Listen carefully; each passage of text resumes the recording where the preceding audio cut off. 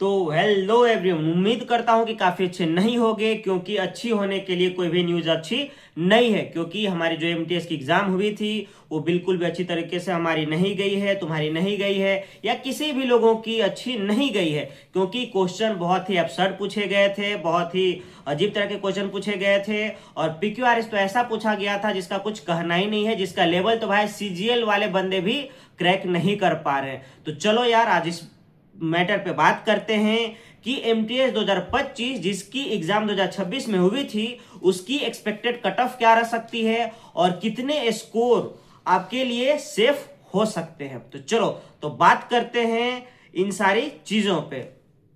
तो बहुत सारे लोगों को मैंने ये बताते हुए देखा कि यार इस बार की जो कट ऑफ होगी 130 जाएगी, 135 जाएगी, कोई 120 बता रहा है, कोई 115 बता रहा है, कोई 100 बता रहा है, कोई 105 बता रहा है।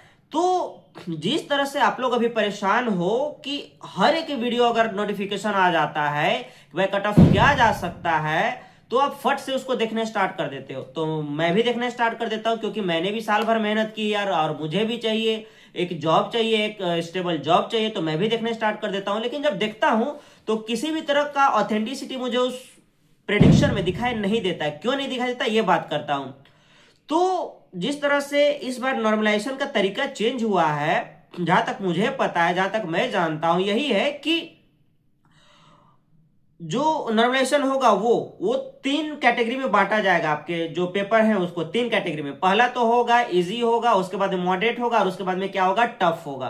तो क्या किया जाएगा इसमें, जो मॉडरेट शिफ्ट होगा उसका एवरेज निकाले जाएगा। तो मान लो कि मॉडरेट शिफ्ट का जो एवरेज हुआ है वो 120 मार्क्स बन रहा है ना, कितना 120 जो मार्क्स है वो बन रहा है। और जो इजी शिफ्ट हो गए उसके बन रहे 130 मार्क्स बन रहे हैं, और जो टफ हो गया उसका 110 बन रहा है। तो जो न्यू नॉर्मलाइजेशन स्कीम है उसके अकॉर्डिंग ये होना है कि भाई आपको जितने भी लोग हैं सबका मार्क्स आपको बराबर ला करके रखना है। तो इसमें यह होगा कि जो टफेस्ट शिफ्ट है उसको मॉडरेट के बराबर लाना है। यानी कि जो टफेस्ट शिफ्ट में 110 नंबर आ रहा है तो उसको बढ़ा करके कितना करोगे तो वो मॉडरेट के बराबर आ जाएगा। 10 बढ़ाओगे तब जाकर के मॉडरेट के बराबर आ जाएगा। क्यों?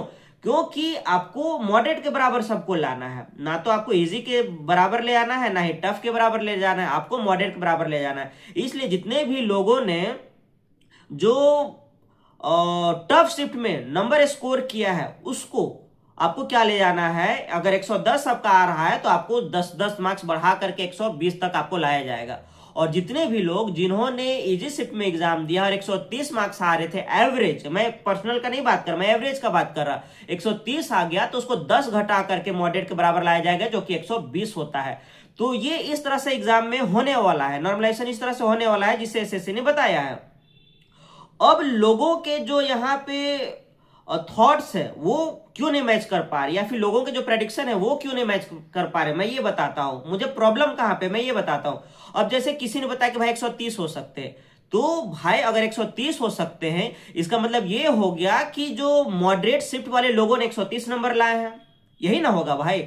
तब तो जा करके जो इजी शिफ्ट में लाया होगा, इजी शिफ्ट वाले लोगों ने मतलब 140 लाया होगा कहने के लिए, तो 140 में से आप 10 घटाओगे तब 130 होगा। और जो मॉडरेट शिफ्ट वालों ने, सॉरी, जो इजी शिफ्ट टफ शिफ्ट वालों ने 120 लाया होगा तो उसमें 10 बढ़ा करके 130 हो गया। तो आप ये बताओ कि क्या आपके आसपास किसी भी लोगों ने इतना ज्यादा नंबर लाया है, आपको बताया है किसी ने? भाई मेरे जानने में तो किसी ने नहीं है। अगर होंगे तो बहुत कम होंगे, जिनका लक काम कर गया, जिनका तुक्का काम कर गया वो हो सकते हैं, है ना।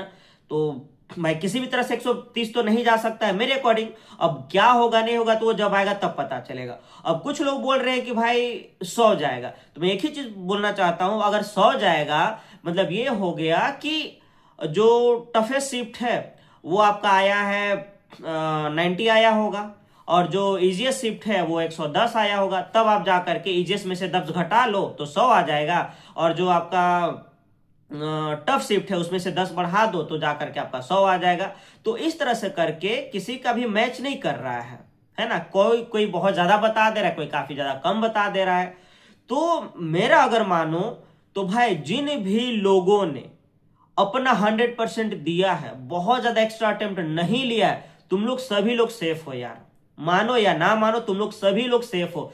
क्योंकि लोग, बहुत सारे लोग ये भी बता रहे हैं कि भाई सबसे इजीएस्ट शिफ्ट ये थी, सबसे टफेस्ट शिफ्ट ये थी। मैं एक ही चीज पूछना चाहता हूं कि आप 5 क्वेश्चन देख करके, इजी क्वेश्चन देख करके आप इजीएस्ट और टफेस्ट शिफ्ट का प्रेडिक्शन आप कैसे कर सकते हो जब तक आंसर की प्रॉपर नहीं आ जाता है तब तक। तो भाई लोग इस चक्कर में मत पढ़ो। इस तरह से अगर पढ़ोगे तो जीना मुश्किल हो जाएगा, पढ़ाई दूभर हो जाएगा। इसीलिए जितना दिया है उतना रखो, वो बेस्ट है तुम्हारा। बाकी होना होगा होगा, नहीं होना होगा नहीं होगा, छोड़ दो उसे। मुझे भी नहीं पता मेरा कितना गलती होगा नहीं होगा। मैंने तो देखा 4-5 तो मैंने खुद अपने जितने क्वेश्चन मुझे याद थे वो मैंने किए और वो मैंने देखे, है ना। तो उसके हिसाब से मैंने बताया कि भाई मेरे इतने रॉन्ग हुए हैं अब तक में। इंग्लिश का किसके पता है भाई, PQRS किसके रॉन्ग होंगे किसके, किसी को नहीं पता। हो सके सारे के सारे किसी को करेक्ट हो जाए, हो सके सारे के सारे किसी को इनकरेक्ट हो जाए, है ना। तो इस तरह से करके एम्बिग्विटी है, अभी बोले तो क्लियर नहीं है प्रॉपर चीजें जिसको लेकर के प्रेडिक्शन किया जा सके। तो आप सभी परेशान मत हो, हर कोई की वीडियोस मत देखो, देखोगे तो पागल हो जाओगे, सर फट जाएगा। देखो कि कोई बंदा कितना जेन्युइन बता रहा। अगर जैसे कोई बोले ना कि भाई इतने शिफ्ट किया जा सकता था ऐसे क्वेश्चन, कितने क्वेश्चन डुएबल थे, तो वो समझ में भी आता है। लेकिन अगर कोई बोले कि भाई इतना जाएगा तो वहां पे थोड़ा सा डाइजेस्ट करना प्रॉब्लम हो जाता है ना। ये चीजें हैं। बाकी एक चीज और है यहाँ पे, जो न्यूज ये आ रही है, ऑफिशियल न्यूज तो है नहीं, कि जितने भी लोगों ने एग्जाम दिया है ना, और जो अनयूजुअल तरीके से दिया है जिन्होंने, मतलब रिमोट एक्सेस हो गया या फिर किसी और तरीके से दे दिया, और काफी अनयूजुअल तरीके से एग्जाम दिया है, मतलब बहुत कम टाइम में। जैसे जीएस का क्वेश्चन है तो 5 मिनट में मार करके बैठ गया या 10 मिनट में मार करके बैठ गया, तो वैसे लोगों को हो सके, है ना, फिर से एग्जाम उनको देना पड़े, है ना, ताकि जो एग्जाम का फेयरनेस है वो मेंटेन रहे। इस तरह से करके न्यूज है। बाकी देखते हैं क्या होता है नहीं होता है। और जिन भी लोगों ने मेहनत से किया है, टाइम लेकर के किया है, अच्छे से किया है, तो उनको कोई दिक्कत होने वाली है नहीं। अगर आप मेरे से पूछो कि भाई तुम्हारे अकॉर्डिंग क्या हो सकता है सेफ स्कोर, तो भाई एक ही चीज बोलूंगा कि जिन भी लोगों ने ओबीसी और जनरल में 105 110 या फिर मान लो 105 115 के बीच में जिनका भी नंबर आ रहा है ओबीसी और जनरल वालों में, भाई आप लोग सेफ हो, मेरे अकॉर्डिंग सेफ हो। और जो भी भाई और बहन लोग मेरे एसटी और एससी कैटेगरी से अगर 95 से 100 या 95 से 105 के बीच में आपका नंबर आ रहा है तो आप लोग भी सेफ जोन में हो मेरे अकॉर्डिंग। बाकी क्या होगा नहीं होगा वो जब आंसर किया आएगा तब वो और ज्यादा क्लियर अच्छे से हो जाएगा। बट फिलहाल के लिए इतना मान के चलो कि आपने जो दिया है, आपने अपना 100% दिया है, आप सेफ हो। बाकी अगर रिमोट एक्सेस के थ्रू अगर क्वेश्चन सॉल्व हुआ है तो ज्यादा भी जा सकता है वहां पे, क्योंकि हमने और आपने देखा देहरादून वगैरह कहीं कहीं पे ये चीज हुआ था। तो हमें तो वो पता है जहां पे पकड़ाया गया, जहां पे नहीं पकड़ाया गया उसके बारे में हम और आप क्या कर सकते, कुछ नहीं कर सकते, है ना। तो ये सारी चीजें हैं। अब देखते हैं जब आंसर की आएगी। और इस तरह का मुझे अब तक जितने भी मैंने एग्जाम दिए हैं एमटीएस के, मुझे अब तक का ये सबसे टफेस्ट एग्जाम लगा है, चाहे आप किसी भी शिफ्ट की बात करो।